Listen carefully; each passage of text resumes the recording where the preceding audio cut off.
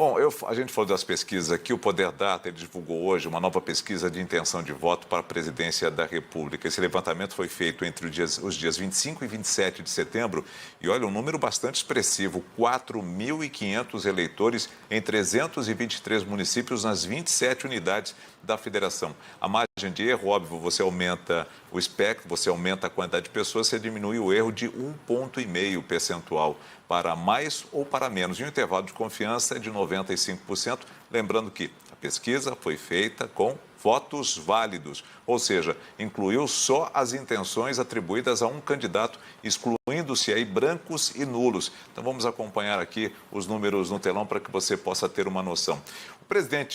O ex-presidente Lula, ele tem 48% nessa pesquisa do Poder Data.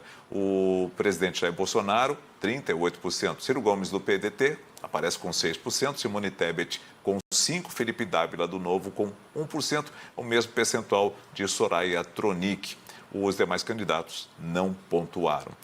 Num levantamento, ou seja, nesse mesmo levantamento, o Poder Data ouviu entrevistados sobre a intenção de votos para um possível segundo turno entre Lula e Jair Bolsonaro.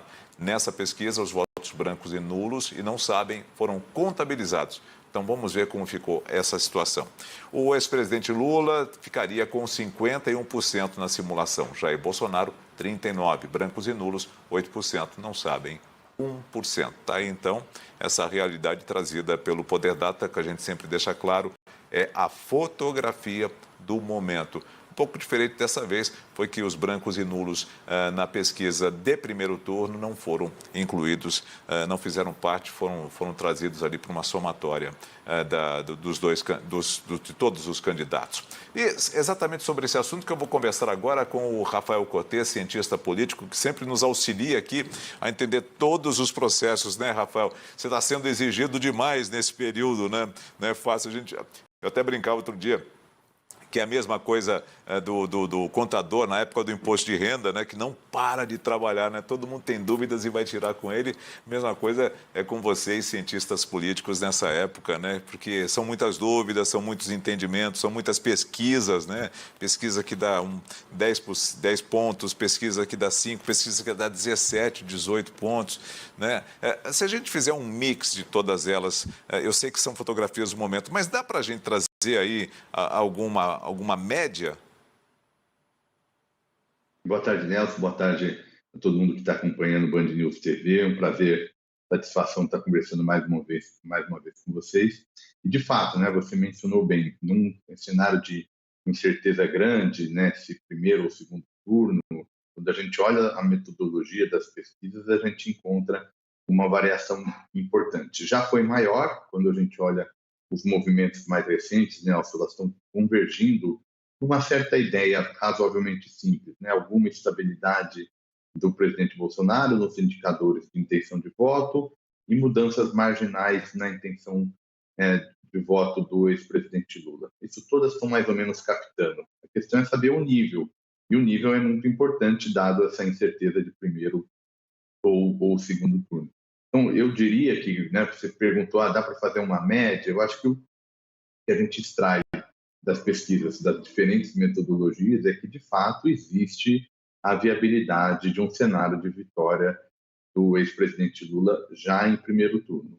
E que eu acho que vai ser o fator importante para essa definição, a taxa de comparecimento eleitoral, né? O quanto que, de fato, os eleitores vão às urnas, qual é o perfil desse eleitor que, eventualmente, não vai votar, e eu acho que isso é que vai acabar sendo o definidor para a gente entender melhor esse cenário eleitoral. Vou falar com o Marco Antônio Sabino exatamente sobre essa questão da abstenção. Pelo menos 10%, segundo a pesquisa, acho que, se não me engano, foi a própria Poder Data que trouxe esse dado, 10% já declararam que não vão poder comparecer por N motivos, né? É um número bastante expressivo, né? É expressivo e eventualmente vai ser maior, né? A gente olha, isso na verdade não é um fenômeno brasileiro. Você vê mais recentes na Itália, por exemplo, acabaram de acontecer. Só para dar um exemplo aqui fresquinho, foram 64% só dos eleitores registrados que foram às urnas, né? Então a gente assiste de fato uma variação importante nesse comparecimento. Se ele for mais ou menos homogêneo, ou seja, se a gente quebrar o eleitorado ponto de vista da escolaridade, do ponto de vista da região, do ponto de vista de algum perfil, se ele for mais ou menos homogêneo, isso é um problema menor para esse cenário de primeiro ou segundo turno. O que pode fazer a diferença é se, eventualmente, segmentos mais específicos, sobretudo aqueles que o ex-presidente Lula vai melhor, isso pode ser a chave para o primeiro ou segundo turno. Então, por isso que vale a pena acompanhar até o último momento a questão do comparecimento eleitoral.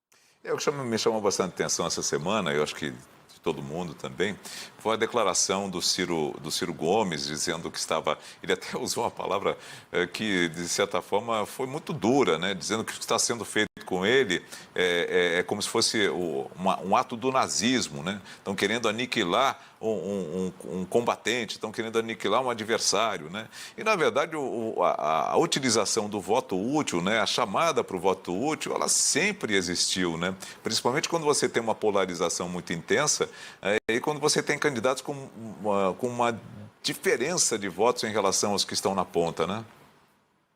Olha, Nelson, é certamente um exagero retórico por parte do candidato Ciro Gomes. Não há nada parecido com isso, né? Não estamos tratando, no fundo, de nada excepcional. Assim, ele ganhou esse termo voto útil simplesmente porque é aquele voto que se altera ou potencialmente vai se alterar, é aquele eleitor que vai mudar o seu voto, nem tanto por um convencimento das ideias, né, desse candidato, nem tanto por identificação com essa plataforma, e mais por uma questão estratégica, né, de tentar, eventualmente, como ele tem uma percepção de que um dos candidatos representa um risco maior, o eleitorado vai lá e se manifesta nessa direção. Então, não tem nada de novo. E os partidos fazem campanha justamente isso, né? Eles fazem campanha para o sujeito ir votar, para o sujeito trocar de voto, chama atenção por um determinado ponto ou outro, faz uma crítica pessoal, pode ser uma crítica pouco sofisticada, às vezes é mais um pouco elegante, às vezes é mais elegante, enfim, tudo dentro da normalidade, porque senão a gente também dá a impressão que a gente está discutindo alguma coisa assim, o voto útil é ruim para a democracia ou é bom para a democracia. Não se faz juízo de valor, pelo menos na minha leitura, a gente não deveria fazer esse tipo de valor, porque a democracia ela contempla tanto aqueles sujeitos que querem votar conforme sua convicção, independente de outras considerações, quanto aqueles que querem olhar o ambiente e se posicionar a partir desse ambiente. Então, está tudo certo nesse sentido e os candidatos agora vão seguir nessa tentativa de mudar o voto do eleitor até o último minuto, ainda mais em era de redes sociais, de democratização de informação. Todo mundo tem acesso à informação de forma muito instantânea, então esses últimos movimentos são importantes para o resultado final. Você está falando, está tentando puxar pela memória aqui, mas eu não consegui captar. Não sei se você vai lembrar de alguma situação parecida com essa. Você tem o ex-presidente Lula buscando um voto útil para tentar uma vitória no primeiro turno. Óbvio, isso é o que mais tem se falado. Mas também há a possibilidade do presidente Jair Bolsonaro tentar também retirar votos daqueles que estão mais embaixo para fazer com que o candidato que teria mais possibilidade de vencer não vença, né? O que também seria um voto útil no modelo. Você acabou até de dizer, né? Para um ou para outro, né? Eu não me lembro se houve alguma campanha em que se dizia, olha, não, vamos tentar fazer com que ele não vença no primeiro turno, me ajude a chegar no segundo turno. Eu acho que já houve uma situação como essa. Certamente, não. A gente nem precisa puxar tanto na memória, não. Uma parte dessa final dessa campanha é justamente disso, né? E quase sempre o discurso para aqueles que querem jogar a eleição para o segundo turno, porque, enfim, estão numa posição atrás e precisam de mais tempo para eventualmente reverter o cenário, quase sempre vem embalado naquela ideia, olha, no segundo turno a gente tem mais tempo para discutir propostas, a gente tem mais tempo para fazer um confronto mais claro entre os principais candidatos, então é positivo, é bom para a democracia que vá ao segundo turno. Então, quase sempre tem essa roupagem. Mas, de novo, isso são estratégias políticas, não há razão nenhuma per se de que uma eleição é melhor ser encerrada no primeiro ou no segundo turno. Essa razão depende da avaliação da conjuntura em que cada eleição está ocorrendo. E é basicamente a conjuntura de 2022, ela ganha mais ou menos os seguintes termos. O presidente Bolsonaro tem uma rejeição muito alta. Tá? A partir dessa rejeição, tem uma percepção de que, eventualmente, a sua reeleição traria desafios para grupos específicos, e aí tem essa mobilização. Como em 2018 foi o contrário, naquele momento o sentimento antipetista era muito alto, e aí o discurso era, bom, a gente já mais ou menos já sabe que vai Lula, então, o candidato Haddad para o segundo turno. Vamos antecipar, porque eventualmente a vitória do Haddad traria um custo para a sociedade brasileira. Foi basicamente o mesmo discurso, só que com um sinal invertido. De novo, tudo parte de política, tudo parte de campanha, que pode não ser o ideal, mas é o que tem. E esse o que tem não está representando nenhum risco para a democracia, esse pedido de voto útil ou qualquer coisa que o valha. Acho que nada mais democrático que você ter a liberdade de também pedir o voto útil. Eu queria mudar um pouquinho, sair do presidente, sair dos majoritários e vir exatamente para o parlamento, vir para os proporcionais.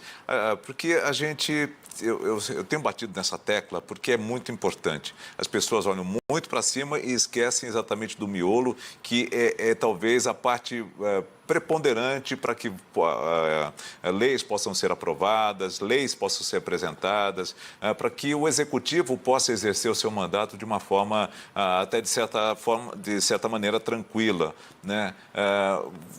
Qual seria a maneira mais correta de a gente escolher deputados, senadores, tanto federais, estaduais, distritais? Como a gente poderia pesquisar a respeito deles? O que você, de certa forma, aconselharia? Nelson, acho que o primeiro ponto de partida é entender como é que se transforma votos em cadeiras, entender o funcionamento do sistema eleitoral brasileiro. Então, aqui, de forma bem resumida, naturalmente, né, o sistema eleitoral brasileiro ele une os votos que o sujeito pode dar na legenda e o voto que se dá num candidato em particular. Então, para definir qual que é o número de cadeiras mínimas que um partido vai ter direito, né, se soma esses dois tipos de voto, na legenda e o voto individual. Isso vai lá dar um número determinado, a partir desse número, ele se estabelece se o partido A ou B, por exemplo, numa questão hipotética, vamos imaginar que esse partido que a gente está trabalhando tenha 10 cadeiras. Então, ele tenha 10 cadeiras em determinado estado. Como é que vai ser formado a lista dessas 10 cadeiras? Quem serão esses nomes? Serão os 10 primeiros mais votados da lista desse determinado partido. Agora, um dado importante. Para esse candidato conseguir receber esse voto, ou seja, para esse candidato conseguir receber essa cadeira, ele precisa ter uma nota de corte. Né? Ele precisa ter 10% do quociente eleitoral, ou seja, ele precisa pessoalmente ter 10% dos votos, de um voto mínimo para fazer um candidato. Por isso, e por que eu estou mencionando isso? Se o eleitor quiser realmente fazer com que um candidato preferido tenha sucesso, vote em algum candidato, porque ele está ajudando esse candidato a passar dessa nota de corte. Imagina num vestibular, tem que ir lá uma certa nota de corte, o parlamentar tem essa nota de corte. Por isso que quando você faz um voto numa pessoa, você está ajudando o partido, você está aumentando o bolo. E, ao mesmo tempo, você está indicando dentro dos candidatos do partido aquele de maior preferência. Então, ajuda esse candidato a passar dessa nota de corte. Rafael Cortez, um abraço a você, muito obrigado. Eu que agradeço, Nelson, estou à disposição. Uma boa tarde a todos. Tá bom, vamos conversar bastante ainda por todo esse mês. Um abraço a você.